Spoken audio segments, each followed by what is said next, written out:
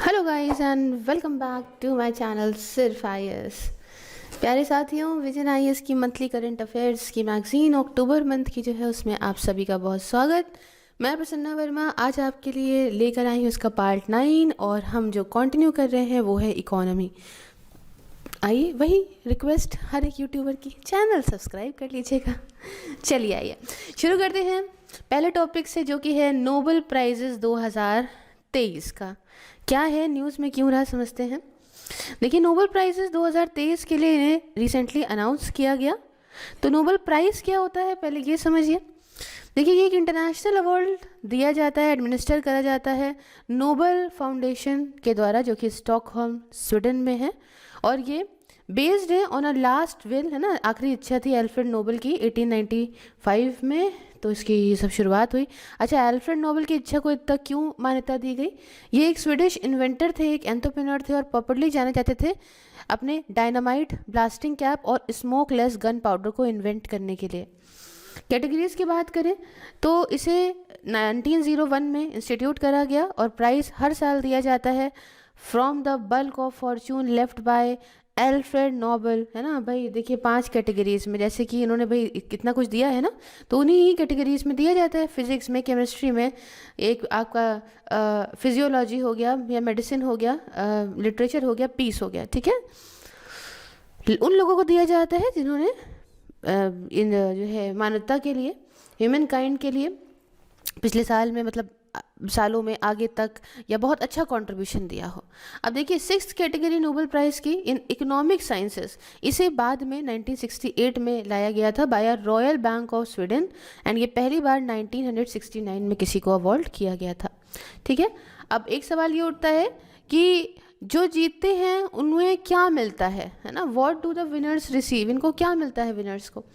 तो देखिए, जो नोबेल डिप्लोमा है, each of which is a unique work of art, ये मिलेगा नोबेल डिप्लोमा, एक नोबेल मेडल मिलेगा, एक कैश प्राइज मिलता है 10 मिलियन स्वीडिश क्रोनोर का। मतलब समझ लीजिए कितना है। They have to deliver a lecture to receive a money, इनको लेक्चर वेक्चर देना पड़ेगा पैसा जो है लेने के लिए। अच्छा, कौन जो है अवार्ड करता है प्राइज़ को? भाई, royal Swedish academy of sciences award करती है नोबेल प्राइज़ को फिजिक्स में, केमिस्ट्री में और इकोनॉमिक्स में। वही जगह the Nobel prize in literature को अवार्ड करा जाता है स्वीडिश एकेडमी स्टॉकहोम में जो है उसके द्वारा, स्वीडन के अंदर। और Nobel Assembly at Karolinska Institute Stockholm Sweden में जो है वो नोबेल प्राइज़ इन मेडिसिन, देखिए फिजियोलॉजी में जो है ये अवार्ड करती है। साथ में नॉर्वेजियन नोबेल कमेटी, ये रिस्पॉन्सिबल है सिलेक्शन के लिए जो भी एलिजिबल कैंडिडेट्स हैं और चॉइस होती नोबेल पीस प्राइज़ लॉरेट्स की। प्राइज़ विनर्स के जो होते हैं इन्हें लॉरेट्स बोलते हैं। ये किस लिए हैं? ताकि जो इम्पोर्टेंस दिखाए, जैसे कि लॉरल रेथ की जो दी गई थी, जो ये जीते थे कॉन्टेस्ट को एशियन ग्रीक्स में, तो उनकी इंपॉर्टेंस को दिखाने के लिए। उसके अलावा बट नो मोर देन 3 से ज़्यादा लोग जो है नहीं जीत सकते। People can win each prize, हर एक प्राइज़ को 3 से ज़्यादा लोग नहीं जीत सकते। अच्छा, जो नोबेल स्टैट्यूट्स है वो रोक लगाता है जजेस को from discussing their deliberates for 50 years के लिए। अच्छा, एक चीज़ समझिएगा कि नोबेल प्राइज़ जो केमिस्ट्री, फिजिक्स और मेडिसिन में होता है, दिया जाता है, वो साइंस एंड टेक्नोलॉजी सेक्शन के अंदर कवर होता है। लेकिन यहाँ पे जो नोबेल प्राइज़ लिटरेचर और नोबेल पीस प्राइज़ है, इसे कल्चर और सोशल इशू सेक्शन के अंदर कवर करते हैं। खैर, इसके अंदर इन्होंने डाल दिया, लेकिन आप इसको समझ लीजिए। तो आप कहेंगे कि मैम कौन कौन लोग हैं ऐसे जिनको मिला है ये, तो यहाँ पे गौर से देखिए, इतिहास से आपको बताती हूँ, है ना, कि क्या है ये। जो इंडिया से नोबेल प्राइज़ विनर्स जो हैं वो सबसे पहले रविन्द्रनाथ टैगोर जी को मिला था लिटरेचर में 1913 में। बहुत ही सेंसिटिव, फ्रेश, ब्यूटीफुल्ली इन्होंने जो लिखा था, अपना काम किया था, by which with consummate skill he has made his poetic genre. आप देखिए ना, कितना ही खूबसूरत खूबसूरत कविताएं इन्होंने हमें दी हैं। सिर सीवी रमन को दिया गया था फिजिक्स में 1930 में, क्योंकि उन्होंने बहुत बढ़िया काम किया था स्कैटरिंग ऑफ लाइट को लेकर, डिस्कवरी ऑफ रमन इफेक्ट को लेकर। फिर हरगोबिंद खोरना जी को दिया गया था नोबेल प्राइज़ इन फिजियोलॉजी या मेडिसिन में 1968 में। किस लिए? For interpretation of genetic code and function in protein synthesis को लेके। उसके बाद मदर टेरेसा को नोबेल पीस प्राइज़ 1979 में दिया गया था, जिन्होंने बढ़िया काम किया था in bringing help to suffering humanity. देखा ना कितना मदद करी थी उन्होंने जो है व्यक्तियों को जो परेशान थे। खैर, सुब्रमण्यन चंद्रशेखर जी को मिला था नोबेल पीस प्राइज़ फिजिक्स में 1983 में। किस लिए? For studies of physics process of importance to structure and evolution of stars. Amartya Sen को अभी 1998 में इकोनॉमिक साइंसेस के लिए मिला है for work contribution to welfare economics. इसके साथ वेंकटरमन रामकृष्णन को नोबेल प्राइज़ केमिस्ट्री में 2009 में मिला था for studies of structure and functions of ribosome के लिए। कैलाश सत्यार्थी को नोबेल प्राइज़ 2014 में मिला है। किस लिए? Struggle against suppression of children and young people and for the right of all children to education के लिए। फिर अभिजीत बनर्जी जी को अभी हाल फिलहाल 2019 में मिला था नोबेल प्राइज़ इकोनॉमिक साइंसेस में। किस लिए? For experimental approach to elevating global poverty. तो 5 इनमें से इंडियन सिटीजन हैं और 4 इंडियन ओरिजिन के आप पाएंगे। ये आपने समझा नोबेल पीस प्राइज़ के बारे में। अब नोबेल पीस प्राइज़ इकोनॉमिक्स के अंदर देखें वुमेन इन लेबर फोर्स क्या है, न्यूज़ थोड़ा समझते हैं। The Sveriges Riksbank prize in economic sciences in memory of Alfred Nobel 2023 ये दिया गया है किसको? क्लॉडिया गोल्डन को। किस लिए? For advancing understanding of women's labour market outcomes. अब न्यूज़ को थोड़ा और समझिए बात क्या है। पिछले 100 सालों में हमने देखा है कि औरतों का जो रोल है पेड वर्क में वो 3 गुना हो गया है बहुत सारी हाई इनकम कंट्रीज़ में। ये एक बहुत बड़ा सोसाइटल और इकोनॉमिक बदलाव है लेबर मार्केट के अंदर आज के मॉडर्न टाइम्स में। बट यहाँ पे अभी भी हम देखते हैं कि जो जेंडर डिफरेंसेस हैं आदमी और औरत के बीच में वो भी आज भी हम देखते हैं समाज में देखने को मिलते हैं। तो क्लॉडिया गोल्डन्स रिसर्च ने यहाँ पे एक न्यू और जल्दी ऑफन सरप्राइजिंग इंसाइट्स दिए हैं औरतों के हिस्टोरियल और कंटेम्प्रेरी रोल्स को लेके लेबर मार्केट में। तो आप क्या है कि आप दिमाग में आया होगा मैम क्या ही ज़रूरत है ये जेंडर डिफरेंसेस को कम करने की। देखो हो गया क्या ना, जो सोसाइटी के रिसोर्सेज हैं वो और अच्छी तरीके से यूज़ होंगे। औरत और आदमी में बहुत सारी ऐसे फ़र्क होते हैं जिसमें आदमी बहुत आगे होता है और किसी चीज़ में संभाल के चीज़ें चलने में औरतें आगे होती हैं। तो ये सोसाइटी के रिसोर्सेज का अच्छा यूज़ हो सकता है, इकोनॉमिक एफिशिएंसी बढ़ सकती है, लेबर की प्रोडक्टिविटी बढ़ सकती है, इनकम लेवल में बढ़ सकते हैं, पॉवर्टी कम हो सकती है, गरीबी कम हो सकती है, जो हमारे सस्टेनेबल डेवलपमेंट गोल्स हैं उन्हें जो है अचीव किया जा सकता है। अब आप कहेंगे तो मैम यहाँ पे क्या चल रहा है, क्या स्टेटस चल रहा है इन जेंडर डिफरेंसेस का? तो देखिए ग्लोबल स्टेटस की बात करें तो ग्लोबली करीब 50% औरतें ये पेड एम्प्लॉयमेंट में हैं। वो उतना ही फिगर हुआ जितना मेन है, मेन 80% हैं। साउथ एशिया में सिर्फ बेचारी 25% औरतें पार्टिसिपेट करती हैं लेबर मार्केट के अंदर। इंडिया के स्टेट की बात करें तो इंडिया में जो लेबर फोर्स पार्टिसिपेशन रेट औरतों में है वो 24% है, वही जगह आदमी 73.6% रहा है 2022 के डेटा के हिसाब से। वल्नरेबल एम्प्लॉयमेंट देखिए यार, इसकी चीज़ें ये हैं कि सेल्फ एम्प्लॉयमेंट जो लोअर लेबर इनकम से जो है जुड़ा हुआ है, लो जॉब सिक्योरिटी है औरतों में, वो तो देखें वहाँ पे तो 77.3% आप पाओगे और औरतों में आदमियों में आप 72.9% पाओगे। इंडिया में 2021 का डेटा था। अब यू शेप रिलेशनशिप की बात करूँ तो यहाँ पे एक यू शेप रिलेशनशिप देखा गया है बिटवीन डेवलपमेंट, है ना, जैसे जीडीपी के हिसाब से इसको हम देखते हैं, और फीमेल लेबर फोर्स पार्टिसिपेशन में। मतलब औरतें जो होती हैं ना, अगर वो लेबर फोर्स में पार्टिसिपेट करती हैं तो ये देखा गया है कि पूरे इस कंट्री में ज़्यादा है, मतलब, और ज़्यादातर औरतें बेचारी एग्रीकल्चर में ही काम कर रही हैं। और यह हम देखते हैं कि लोअर मिडिल इनकम कंट्रीज़ में है, उसके बाद खैर ये हायर इनकम कंट्रीज़ में ये अपने आप फिर बढ़ता है। तो इस तरीके से चीज़ें बढ़ रही होती है, हाई है पूरेस्ट में, फिर लोअर देखते हैं आप मिडिल इनकम कंट्रीज़ में, फिर हाई हो जाता है हाई इनकम कंट्रीज़ में। तो ये शेप कुछ चल रहा होता है। अब आप कहेंगे कि मैम अर्निंग गैप क्या है, क्यों आदमी औरत को इतना ज़्यादा कह रहे हैं कि पेड वगैरह को लेके? देखो भैया, जब औरतें काम करती हैं तो वो कम कमाती हैं। इंडिया के अंदर तो हम जनरल अर्निंग गैप देखें तो बहुत कम है सेल्फ एम्प्लॉयड वर्कर में। मतलब भारत में जो अर्निंग गैप है वो कम तो हुआ है, औरतें ने 76% पाया है। मतलब अगर हम रेट के हिसाब से देखें तो जितना आदमी पा रहा था 2017 के डेटा के हिसाब से उससे 76% ही औरत को मिल रहा था, ठीक है। और अगर हम 2004 में देखते यही चीज़ 2004 में तो सिर्फ 70% ही बढ़ रहा था, तो चीज़ें थोड़ी थोड़ी बेटर हो रही थी। लेकिन अभी भी 2021-22 तक हम देख रहे हैं गैप इतना ही है, जितने आदमी पा रहा है उससे यहाँ पे कम औरतें पाती हैं।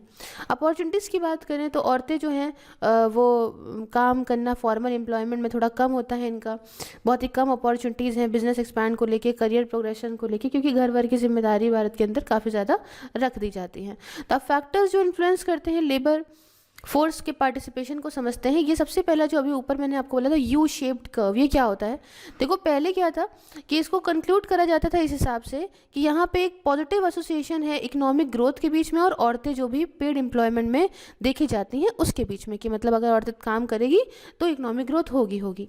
लेकिन गोल्डन्स के यू कर्व ने ये दिखाया कि यहाँ पे कोई हिस्टोरिकली इतिहास से ही कंसिस्टेंट एसोसिएशन नहीं देखने को मिला है, जिसमें ये देखें कि औरतें अगर लेबर मार्केट में अपना सहयोग देती हैं तो उससे इकोनॉमिक ग्रोथ भी होती है, ये नहीं देखा गया है।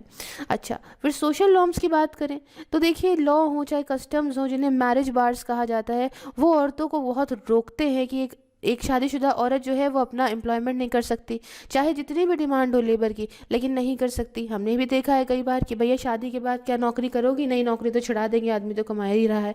ये चीज़ें देखने को मिलती हैं भारत के अंदर। साथ में औरतें जो हैं वो अपनी वर्क फोर्स छोड़ भी देती हैं, बहुत शादी के बाद अगर हम देखते हैं बहुत बार, अगर मतलब शुरू में करी तो फिर छोड़ ही देती हैं। तो इससे इनका डिसीजन जो होता है ना, इनके एजुकेशन को लेके, चॉइसेस को लेके, जो जॉब और अपॉर्चुनिटीज़ को डिसाइड करता है, वो बहुत आपको मतलब बहुत आखिरी में आपको लगेगा अरे यार काश मैं भी कमा लेती थी। आपने देखा होगा बहुत सारी लेडीज़ों को जो शुरुआत में तो अपनी नौकरी छोड़ देती हैं, लेकिन बहुत लंबे वक्त के बाद दूसरों को ये ज़रूर कहती है कि तुम्हें बेटा नौकरी नहीं छोड़नी चाहिए थी। तो एहसास बाद में होता है कि काश हम ये कर लेते, काश हम वो कर लेते। दूसरी बात आती है टेक्नोलॉजिकल इनोवेशन। तो देखिए कॉन्ट्रासेप्टिव पिल जब से आई है, इससे वैसे औरत क्या करती है कि बहुत देर में शादी करती है ना, बहुत देर में बच्चे करती है, इसलिए इसकी एजुकेशन खैर बढ़ रही है और करियर भी अपने आप को संभाल रही है। हालांकि इसका मतलब ये नहीं है कि अर्निंग गैप औरतों और आदमी के बीच में पूरी तरह से ख़त्म हो गया, ऐसा नहीं है ना, लेकिन कम हुआ है, बस ये देखने को मिला है। तो हम लोग अच्छी अच्छी बातों को ही यहाँ पे डिस्कस करते रहेंगे। अच्छा, मंथली पे सिस्टम की बात करें तो इकोनॉमिक ग्रोथ होने के बावजूद भी जो एजुकेशन का लेवल बढ़ाना होता है औरतों के बीच में, और इसे मतलब ऐसा करना है कि doubling in the proportion of women working for पे, तो अर्निंग गैप तभी सेम देखने को देखा है 1930 से 80 के बीच में दिखा था। ये इस वजह से भी वजह थी क्योंकि बहुत सारे पीस वर्क कॉन्ट्रैक्ट्स वगैरह जो उनको हटाया गया, मतलब जैसे होता नहीं है कि जितना तुम काम करोगे उस हिसाब से तुमको समान पैसा मिलेगा। एंड मॉडर्न पे सिस्टम्स जो मंथली वेजेस थे उनको भी अडॉप्ट किया गया था, तो ये सब बदलाव की वजह से ये देखने को मिला था। फिर पेरेंटहुड इफेक्ट, ये बहुत इंपॉर्टेंट चीज़ है। देखिए औरतों के ऊपर ज़्यादा रिस्पॉन्सिबिलिटी होती है आदमियों के कंपेरिजन में, अगर बच्चे की देख रेख करनी पड़े तो, ठीक है। इससे वो अपना करियर छोड़ के, अर्निंग छोड़ के जो है बच्चे पे ध्यान देती हैं और फिर उनका पैसा वैसा कमाना बहुत ही मुश्किल हो जाता है। अब साथियों हूँ बहुत सारे सेक्टर्स जो हैं जहाँ पे सेम तरह लेबर मार्केट चल रही है, expect employees to be constantly available and flexible to face the employers demand which is difficult after child. मतलब होता क्या है कि बहुत सारी चीज़ें, भाई औरत माँ बनी, उसके बाद भाई एम्प्लॉयर कह रहा है ये काम करना है वो काम करना है, तो कई चीज़ें यहाँ पे वो नहीं फुलफ़िल कर पा रही है ना, क्योंकि उसे जॉब चाहिए, कुछ टाइम चाहिए। तो इससे बहुत लोग सोचते हैं कि भैया औरतों को ना एम्प्लॉय करो, इनसे हम वर्सेटाइल वर्क नहीं करा पाएंगे। अब यहाँ देखिए evolution of women in the work force किस तरीके से है, यहाँ देखते हैं हम कि मैरिड वुमेन इन वर्क कितना किस हिसाब से हाई रेट है, यहाँ समझिएगा, है ना। और ये नीचे जो है ईयर्स दिए हुए हैं कैसे बदलाव आया। तो देखिए यहाँ पहले एग्रीकल्चर में चल रहा था मामला, ठीक, फिर उसके बाद ये इंडस्ट्री में आप देखेंगे कि इतना ही है, इतना ही रहा, हाँ। उसके बाद ये देखिए यहाँ पे, उसके बाद सोसाइटल सर्विस में हमने देखा, फिर जब एजुकेशन एक्सपैंड हुई, जो है एक्सपेक्टेशन बदली, कॉन्ट्रासेप्टिव पिल वगैरह आए, तो इससे क्या हुआ कि इससे और औरतों का पार्टिसिपेशन और बढ़ा। तो हमने देखा कि 1970s के बाद चीज़ों में बदलाव देखने को मिला है। तो ये चार्ट हमने यहाँ पे आपको एक्सप्लेन करा। अब आगे आता है कि हम कैसे जेंडर डिफरेंसेस को वर्कफोर्स के अंदर कम कर सकते हैं। देखिए इसमें कुछ चीज़ें करने की आवश्यकता है, जैसे कि असेसमेंट। पॉलिसी मेकर जो चाहते हैं इन सारे डिफरेंसेस को अफेक्ट करना, इन्हें सबसे पहले समझें कि ये डिफरेंसेस आखिरकार हैं ही क्यों समाज के अंदर। उसके बाद सबको मिलजुल के काम करना पड़ेगा। अगर अच्छे से काम करोगे, एक बोल्ड एक्शन लोगे, प्राइवेट हो चाहे पब्लिक सेक्टर के लीडर्स हो, ये सब मिल के, तो इससे प्रोग्रेस और अच्छी बढ़ेगी जेंडर पैरिटी को लेकर। इन्वेस्टमेंट की बात करें, देखो औरतों को इक्वल एक्सेस देना है इन्फॉर्मेशन का, एजुकेशन का, हेल्थ केयर का, तो इससे जो बड़ा सा एक गैप है ये कम होगा। बल्कि ब्राज़ील लेकर आया था emergency aid cash transfer programme को पैंडमिक की शुरुआत में, जिसने डबल बेनिफिट दिया है औरतों को जो हाउस होल्ड चलाती हैं। पॉवर्टी रेट वहाँ पे कम भी देखने को मिला है। उसके अलावा कॉन्जीनियल इन्वायरमेंट, देखो रिफॉर्म्स लेकर आई है टैक्सेशन में, पब्लिक स्पेंडिंग में, फाइनेंशियल इंफ्रास्ट्रक्चर में, रेगुलेशन में, as well as labour market में, ताकि इंस्टीट्यूशनल बैरियर्स ख़त्म हो सकें। देखिए नॉर्वे में जो यूनिवर्सल चाइल्ड केयर ये और एक्सपैंड हुआ, इसने लाइकलीहुड जो औरतों के एम्प्लॉयमेंट की थी वो और ज़्यादा बढ़ाई, मतलब 32 परसेंटेज पॉइंट से बढ़ाई इसके माध्यम से ही, सिर्फ कुछ बदलाव के माध्यम से। उसके बाद tackling biases and social norms, देखिए gender based discrimination social institution में ये वर्ल्ड इकनॉमी को करीब $6 ट्रिलियन का लॉस करते हैं OECD के हिसाब से। तो ऐसी कॉस्ट ही कम होगी अगर सोशल और लीगल एक्शंस लिए जाएंगे, जैसे कि अंडर एज मैरिज जो होती है लोगों की उसे रोकना, क्रिमिनलाइज करना डोमेस्टिक वायलेंस को, मारपीट को, और जो है इलेक्टेड फीमेल ऑफिशियल्स उनको और बढ़ाना, तो इन सब से फ़ायदा होगा। उसके लास्ट में एक्सेस टू माइक्रो फाइनेंस, देखिए international growth centre project in India ने ये देखा कि ज़्यादा एक्सेस अगर आप माइक्रो फाइनेंस लोन्स को दे रहे हो तो इससे अच्छा खासा इंक्रीज देखने को मिलेगा फीमेल लेबर फोर्स में पार्टिसिपेशन में, with the effect driven by self employment and ना कि सैलरीड जॉब्स के माध्यम से। तो ये तो हमने यहाँ तक चीज़ें समझी जो हम उसमें समझ सकते थे। अब हम क्या कहेंगे कि भाई मेजर्स इंडिया के लिए स्पेसिफिक क्या लिए गए हैं जेंडर गैप को कम करने के लिए। तो भाई देखा जाए तो कोड ऑन सोशल सिक्योरिटी 2020, इससे क्या हुआ कि इससे पेड मैटरनिटी लीव को वहाँ बढ़ाया गया, अब 26 हफ्तों तक मिलेगी ये। मैंडेटरी क्रच दिया गया फैसिलिटी, क्रच फैसिलिटी दी जाती है, छोटा सा बच्चा है तो अगर ऐसा कोई आपका इस्टेब्लिशमेंट है जहाँ पे 50 या उससे ज़्यादा एम्प्लॉय काम करते हैं तो आपको क्रच देना पड़ेगा, ताकि जो औरतें भाई इनका नया नया बच्चा हुआ या उसके बाद जब वो आई हैं तो छोटे बच्चे को संभालना तो भाई मुश्किल है, घर पे अकेले ही मान लो, तो वो यहाँ पे क्रच में उसको छोड़ सकें। और तो जो वुमेन वर्कर्स उनको परमिट करना नाइट शिफ्ट के लिए, और लेकिन नाइट शिफ्ट के लिए कर तो रहो लेकिन आप एडिक्वेट सेफ्टी मेजर्स प्रोवाइड करो और एक्सेट्रा एक्सेट्रा। तो ये कोड ऑन सोशल सिक्योरिटी 2020 का जो आया था इसमें था। फिर नेक्स्ट लाया गया code on occupancy safety health and working condition 2020। तो एम्प्लॉयमेंट औरतों का जो है अबव ग्राउंड माइल्स जैसे कि ओपन कास्ट वर्किंग्स और बिलो ग्राउंड वर्किंग में टेक्निकल सुपरवाइजरी और मैनेजर वर्क वगैरह, जहाँ पे कॉन्टिन्यूस प्रेजेंस हो, है ना, जहाँ पे कॉन्टिन्यूस प्रेजेंस में नॉट बी रिक्वायर्ड हो, ठीक है। अच्छा, कोड ऑन वेजेस 2019 कि कोई भी भेदभाव नहीं करा जाएगा अगर एम्प्लॉयज़ को मतलब इस पर्टिकुलर इस्टेब्लिशमेंट के अंदर जेंडर के बेसिस पे किसी एम्प्लॉय को, क्या उसी जगह पे आदमी को अलग औरत को अलग, इस तरह की पे नहीं देनी है, दोनों को सेम जो है डील करना है। अच्छा, ट्रेनिंग और स्किल डेवलपमेंट में याद करें तो ट्रेनिंग औरतों को लेके network of women industrial training institute के माध्यम से दी जाए, नेशनल वोकेशनल ट्रेनिंग इंस्टीट्यूट और रीजनल वोकेशनल ट्रेनिंग इंस्टीट्यूट के माध्यम से दी जाए। तो इसलिए यहाँ पे ये सारे काम जो है भारत ने करे हैं। अब यहाँ तक तो हमने ये पढ़ लिया, आइए कुछ न्यूज़ इन शॉर्ट भी समझ लेते हैं। तो पहला, periodic labour force survey report 2022-23 की लॉन्च किसने करी है? लॉन्च करी है नेशनल सैम्पल सर्वे ऑर्गेनाइजेशन ने इन 2017, और उद्देश्य ये है इसका कि हम एस्टिमेट करेंगे की एम्प्लॉयमेंट और अनएम्प्लॉयमेंट इंडिकेटर्स को हर साल कितने शॉर्ट टाइम इंटरवल में 3 महीने के for the urban areas only in current weekly status, और दोनों ही अगर देखें यूजुअल स्टेटस में और CWS में, दोनों ही रूरल और अर्बन एरियाज़ में हर साल। इन सब के जो है वो फुल फॉर्म ऊपर ही आप देख लोगे। अच्छा, की इंडिकेटर्स जो यूज़ करे गए हैं इस PLFS के अंदर, तो मेन देखा गया है लेबर फोर्स पार्टिसिपेशन रेट को, ये जो कि इसमें क्या होगा कि परसेंटेज ऑफ पर्सन जो लेबर फोर्स में काम करते हैं, दैट इज़ ऐसे लोग जो काम कर रहे हैं या काम ढूंढ रहे हैं पॉपुलेशन से, और मतलब समाज में ही समझ लो, पॉपुलेशन से क्या, लोग हमारे ही हैं। अच्छा, वर्किंग पॉपुलेशन रेशियो वो क्या है, percentage of employed person in the population. कितने लोग, ये रेशियो कैसे निकालोगे आप कि कितने लोग पॉपुलेशन में से एम्प्लॉयड है। अनएम्प्लॉयमेंट रेट क्या होगा कि परसेंटेज ऑफ अनएम्प्लॉयड पर्सन, कि जो बेरोजगार हैं लेबर फोर्स में से ऐसे लोग जो बेरोजगार हैं, तो उसमें निकालोगे आप अनएम्प्लॉयमेंट रेट। फिर एक्टिविटी स्टेटस, ये कैसे पता लगेगा, ये पता लगेगा on the basis of activities जो करी जाती हैं लोगों के द्वारा during the specified reference period, ठीक है ना, preceding the date of survey. अभी देखो मतलब पहले का जो भी डेटा है उस हिसाब से लिया गया है। तो यूजुअल स्टेटस रेफरेंस पीरियड 1 साल का लिया जाएगा, 365 दिन का। और करंट वीकली स्टेटस, ये मैंने कहा था ना CWSE है, करंट वीकली स्टेटस, इसका रेफरेंस लिया जाएगा 7 दिन, जो 7 दिन का डेटा लेके उससे निकाला जाएगा। तो LFPS ने क्या पता लगाया, ये देखिए कि टोटल 2017-18 में इतना था, 2022-23 में इतना हुआ, मतलब ट्रेंड यहाँ बढ़ता चला आ रहा है, हम देख रहे हैं। और WPR में ट्रेंड बढ़ा और अनएम्प्लॉयमेंट रेट जो है वो कम होता दिखा है इतने % से, ठीक। नेक्स्ट न्यूज़ इन शॉर्ट में आता है बॉन्ड यील्ड। बॉन्ड यील्ड क्या है साथियों, recently reserve bank of India का जो डिसीजन था for open market operation sale of government securities, इसने बहुत तेज़ी में बढ़ावा दिया है बॉन्ड यील्ड्स को टू द हाईएस्ट लेवल देखने को मिला ये 2023-24 में। अब RBI यूज़ करता है OMOs को, that is open market operations को, ताकि वो एडजस्ट कर सके अपना रुपी लिक्विडिटी कंडीशंस को मार्केट के अंदर ड्यूरेबल बेसिस पे। देखिए बहुत सारी चीज़ें आती हैं ओपन मार्केट ऑपरेशंस में, मैंने आपको इकोनॉमिक्स में बहुत अच्छे से पढ़ा रखी है। जैसे भाई बहुत सारी चीज़ें देखी जाती हैं कि जैसे वो रेगुलेट करता है, फिर RBI अगर इन्फ्लेशन को डिफ्लेशन को सब कंट्रोल करने के लिए RBI का अच्छा रोल है। देखिए अब समझिए कि बॉन्ड डेप्थ इंस्ट्रूमेंट क्या है।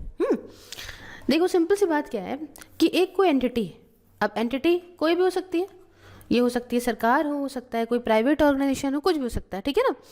तो एंटिटी है, इसने एक पर्चा आपको दे दिया, ठीक है, इसे हमने क्या दिया, बॉन्ड, हाँ, और इसको आपको इसने दिया और आपने इसको दिए पैसे, हाँ, आपने इससे पर्चा ले लिया, खरीद लिया।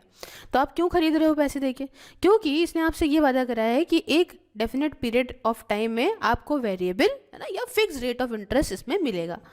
क्लियर है। तो डेप्थ इंस्ट्रूमेंट के तौर पे आपसे एक तरीके से लोन के तौर पे लिया है उस कंपनी ने पैसा। अब इनका यूज़ कहाँ करा जाता है, बॉन्ड्स का यूज़ कंपनीज करती हैं, म्यूनिसिपैलिटीज़ करती हैं, स्टेट्स करती हैं, सोवरेन गवर्नमेंट्स करती हैं। किस लिए, पैसा इकट्ठा करने के लिए। पैसा क्यों चाहिए, उनको अपने प्रोजेक्ट और एक्टिविटीज़ को फाइनेंस करना है, इसलिए चाहिए। दूसरी बात, G-SEC क्या होता है, ये एक ट्रेडेबल इंस्ट्रूमेंट होता है जिसे सेंट्रल गवर्नमेंट इशू करती है या स्टेट गवर्नमेंट इशू करती है। इसके अंदर क्या है, इसके अंदर एक्नॉलेज करता है गवर्नमेंट का डेप्थ ऑब्लिगेशन, है ना। तो जी सिक्योरिटीज़ हो गई, ऐसी सिक्योरिटीज शॉर्ट टर्म होती हैं, मतलब इनको यूजुअली ट्रेजरी बिल्स कहा जाता है। ओरिजिनल मैच्योरिटीज़ लेस देन 1 साल की होती है, मतलब 1 साल में ही ये मैच्योर हो जाएंगी, या लॉन्ग टर्म भी हो सकती है, जैसे कि यूजुअली गवर्नमेंट बॉन्ड्स हैं, डेटेड सिक्योरिटीज़ हैं जिनकी ओरिजिनल मैच्योरिटी जो है वो 1 साल या उससे ज़्यादा हो। तो ये दो तरह की चीज़ें आप समझ गए क्या है। अच्छा, अब बॉन्ड्स यील्ड क्या है, बॉन्ड यील्ड मतलब बॉन्ड से क्या यील्ड है, क्या निकल रहा है, तो ये रिटर्न हो गया, क्या इन्वेस्टर ने एक्सपेक्ट करा था वो जो पैसा उसको मिला है, हर साल मिलता है, जब तक वो पर्टिकुलर बॉन्ड मैच्योर नहीं हो जाता तब तक के लिए उसको जो भी इंटरेस्ट मिलता जाएगा उसे कहेंगे बॉन्ड यील्ड्स। तो इन्वेस्टर के लिए बॉन्ड यील्ड ये समरी है ओवरऑल रिटर्न का, जो मान के चलो ये अकाउंट करती है for the remaining interest payment और principal they will receive relative to the price of bond. और यील्ड ये ऑल्सो कॉमनली इसको आप इंटरेस्ट रेट कह लो या कह लो कॉस्ट ऑफ बोरिंग कह लो, इशूअर के लिए है ना, जिसने इशू करा उसके लिए आप कुछ भी कह सकते हो। अब देख लो, ऐसा होता है कि अगर मार्केट के इंटरेस्ट रेट बढ़ते हैं तो जो प्राइस है बॉन्ड का वो कम हो जाता है, अगर इंटरेस्ट रेट या मार्केट यील्ड कम होते हैं तो जो प्राइस है बॉन्ड का वो बढ़ जाता है। इस बात को याद रखिएगा, वाइस वर्सा चलता है। यील्ड ऑफ बॉन्ड ये इन्वर्सली रिलेटेड होती है उसके प्राइस से। जब प्राइस बॉन्ड का कम होता है तो यील्ड जो है अपने आप बढ़ जाती है। तो ये आप बातें समझ गए होंगे। और समझिए, ये देख लीजिए, आपको इस चार्ट के माध्यम से चीज़ें समझाई गई हैं। Bond prices, yields, bond yield कम है, बॉन्ड प्राइस ज़्यादा है, बॉन्ड यील्ड ज़्यादा है, बॉन्ड प्राइस कम है। ठीक, चलो नेक्स्ट बात करते हैं न्यूज़ इन शॉर्ट की, that is trade and development report 2023 के बारे में। साथ ही United Nation conference on trade and development ने रिलीज़ करी ट्रेड एंड डेवलपमेंट रिपोर्ट 2023। किसने रिलीज़ करी है, UN conference on trade and development ने। इस रिपोर्ट में क्या पता लगा है, देखते हैं। ये रिपोर्ट डिस्कस करती है जो करंट स्टेट है ग्लोबल इकोनॉमी की और हाइलाइट्स को अलग अलग सेवरल जो भी चैलेंजेस हैं उसको दिखाती है। तो ग्लोबल इकोनॉमिक आउटलुक के बारे में थोड़ा जानते हैं कि वर्ल्ड का इकोनॉमिक ग्रोथ ये माना गया है कि 2.4% से बढ़ेगा 2023 में। और जो है पूरी जो ग्लोबल इकोनॉमी है एक्सेप्ट ईस्ट और सेंट्रल एशिया को छोड़ के ये स्लो चली है सिंस 2022। थोड़ा सा घबराने की बात ये है कि जो गरीब देश हैं वहाँ पे जो है कर्जा देखने को मिलता है, स्लोअर ग्रोथ देखने को मिलती है कई सारे मेजर रीजन्स में, इनएडिक्वेट मल्टीलेटरल रिस्पांस देखने को मिलता है ना, सही से रिस्पांस नहीं देखने को मिलता है। अब देखिए इंडिया का अगर हम इकोनॉमिक पोजीशन देखें तो इंडिया की इकोनॉमिक ग्रोथ मानी जा रही है कि ये 6.6% रही 2023 में और 6.2 रहेगी 2024 में। इंडिया के अंदर एक्सटर्नल सेक्टर, इसके साथ प्राइवेट और गवर्नमेंट सेक्टर अगर देखें तो इन्होंने कंट्रीब्यूट करा है इस डोमेस्टिक ग्रोथ में। कंसर्न्स जो इंडिया के लिए देखे गए हैं वो ये हैं कि बेरोज़गारी, अपनी अनएम्प्लॉयमेंट रेट 8.5% रहा जून 2023 में और ये बढ़ता चला जा रहा है। क्या इंपॉर्टेंट रिकमेंडेशंस हैं थोड़ा समझते हैं।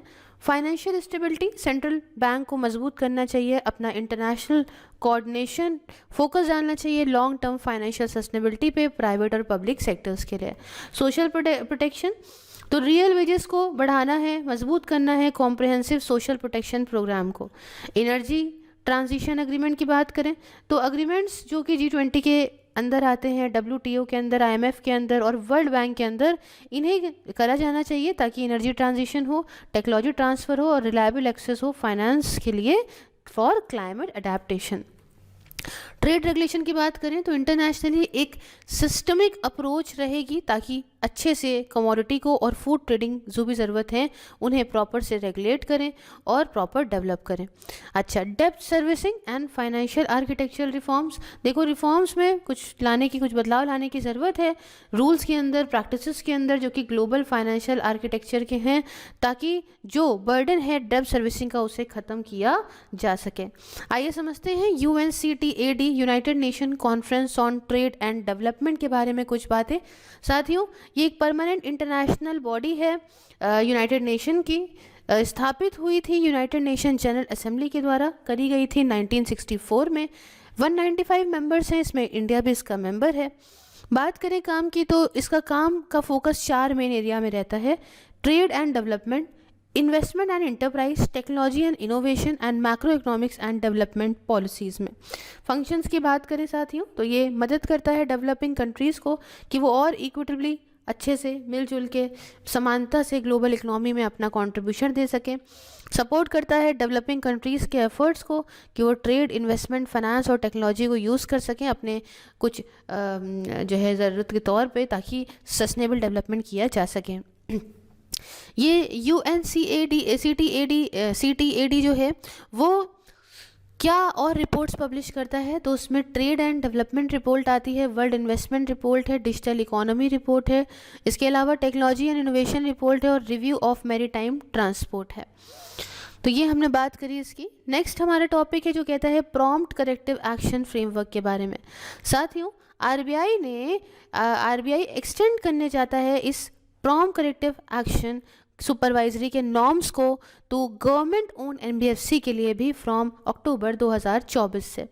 उद्देश्य क्या है इस फ्रेमवर्क को जो है इस फ्रेमवर्क का अगर हम उद्देश्य की बात करें तो मेन ऑब्जेक्टिव ये है कि हम सुपरवाइजरी इंटरवेंशन लेकर आएंगे। मतलब वक्त के साथ साथ टाइम टू टाइम हम क्या करेंगे कि ऊपर लेवल वाला चेक भी करता रहेगा। मतलब अगर कुछ चीज़ें ज़रूरत है कि हमें इसमें कुछ रेमेडियल मेजर्स, कुछ चीज़ों में बदलाव लाना है, टाइमली तरीके से हम उनके चीज़ों में बदलाव लाएंगे ताकि फाइनेंशियल हेल्थ मेंटेन रहे। कई बार हम देखते हैं ना कि सरकारी बैंकों की हालत बड़ी गड़बड़ हो जाती है, तो पहले से ही इसके लिए मेंटेन रहना बहुत ज़रूरी है। PCA का फ्रेमवर्क जो होगा for non banking financial companies, NBFCs आजकल बड़ा बवाल मचाया हुई है ना, तो इनको रेगुलेट करना बहुत ज़रूरी है। तो ये जो NBFCs को लेके इसका फ्रेमवर्क है वो 14 दिसंबर 2021 में लाया गया था और फ्रेमवर्क ने तब से रिव्यू करा गया, इट हैज़ बीन डिसाइडेड, ये सब देख समझ के जाना गया है कि हम सेम अब सरकारी NBFCs में भी इसी चीज़ को लेके आएंगे, except those in the base layer with effect from, कब से सरकारी इसमें आ जाएंगे, ये 1 अक्टूबर 2024 से जो है इसको हम एक्सटेंड करेंगे सरकारी NBFCs के लिए, based on audited financial of the NBFC as on March 31, 2024 and उसके बाद का जो भी है।